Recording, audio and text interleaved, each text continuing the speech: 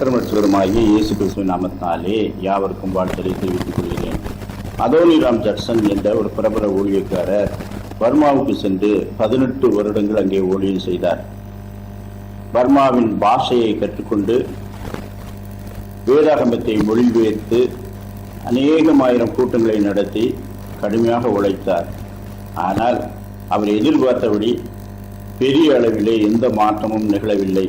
மக்கள் கேட்கிறார்கள், ஏதாயிலும் கொடுத்தால் வாங்கிக் கொள்கிறார்கள், போய்விடுகிறார்கள். ஆனாலும் அவர் விடாமல் ஊழியம் செய்து வந்தார். அவர் தன்னுடைய மனைவியை பிரிந்து சில வருடங்கள் இருக்க வேண்டியது இருந்தது.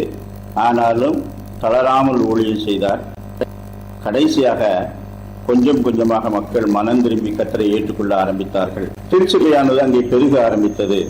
அப்பொழுது திருச்சபைகளை வழிகாட்டவும் வழிநடத்தவும் அவருக்கு அதிக போதகர்கள் தேவைப்பட்டார்கள். ஆனால் வருகிறவர்கள் எல்லாம் அந்த பாஷையை கற்றுக்கொள்வதிலே மிகுந்த சிரமத்தை எதிர்கொண்டார்கள். எனவே இவருடைய கவலை எல்லாம், நான் ஊழியம் செய்துவிட்டு போனாலும் தொடர்ந்து இந்த ஊழியத்தை நடத்த இன்னும் அபிஷேகம் பெற்றவர்களை கர்த்தர் அனுப்ப வேண்டுமே என்பதாக இருந்தது. அவர் சொல்லுகிறார், நான் உழைத்தது அதிகமாய் என்னுடைய பார்வைக்கு தோன்றினாலும் இன்னும் ரட்சிக்கப்பட வேண்டிய ஜனங்களை நோக்கி பார்க்கையில் மிக மிக குறைந்த இடத்திலே தான் நான் ஊழியம் செய்திருக்கிறேன். நான் செய்த ஊழியம் சிறியது, எனக்கு கொடுக்கப்பட்ட ஆயுசு நாட்கள் சிறியது, ஆனால் தேவையோ மிக மிக அதிகமாக இருக்கிறது. எனவே அறுப்புக்கு எஜமான் தம்முடைய அறுப்புக்கு ஆட்களை அனுப்பும்படிக்கு நான் வேண்டிக் கொள்கிறேன் என்று சொன்னார். கர்த்தர் சகலத்தையும் அறிந்திருக்கின்றார்.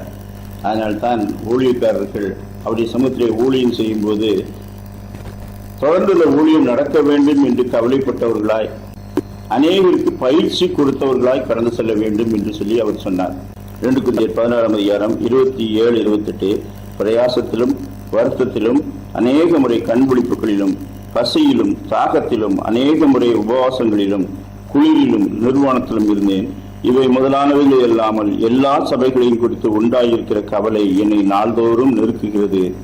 நாம் திருச்சபைகளை குறித்தும் ரட்சிக்கப்பட வேண்டிய ஆத்மாக்களை குறித்தும் இன்றைக்கு யார் பாரப்படுகிறார்? தேவகுமார் சொல்லுகிறார், வருத்தப்பட்டு பாரம் சுமக்கிறவர்களே, நீங்கள் எல்லாரும் என்னிடத்திலே வாருங்கள், நான் உங்களுக்கு இளைப்பாறுதல் தருவேன். என் நுகத்தை உங்கள் மேல் ஏற்றுக்கொண்டு என்னிடத்திலே கற்றுக்கொள்ளுங்கள். என் நுகம் மெதுவாயும் என் சுமை லகுவாயும் இருக்கிறது. நாம் கர்த்தருடைய ஊழியம் நீங்கள் தலைமையில் தூக்கி சுமக்க வேண்டியதல்ல, லகுவானதுதான். ஆனால் அதை செய்ய தகுதியான தோள்களை ஒப்புக் கொடுப்பவர்கள் யார்? தங்கள் பாரத்தை கர்த்தரிடத்திலே வைத்துவிட்டு அவருடைய சுவிசேஷ பாரத்தை எடுத்துக்கொண்டு அவருக்கு ஊழியம் செய்ய ஒப்புக் கொடுக்கிறவர்கள் தான். அப்படி நம்ம ஒப்புக் கொடுக்கிறோமா? அநேகம் பேர் நம்முடைய பாரத்தையே ஆண்டவர் மேல் வைப்பதில்லை. அவருடைய பாரத்தை எப்படி நாம் ஏற்றுக்கொள்வோம்? எனவே சுவிசேஷ சிந்தை உள்ளவர்களாக இருந்து அதனால் கிடைக்கும் மிகுந்த பலன்களை பரலோகத்திலே நாம் பெற்றுக்கொள்வோமாக. கர்த்தர் தாமே அப்படிப்பட்ட சிந்தனைகளை இந்த நாளிலும் நமக்கு தந்தருள்வாராக. ஆமென்.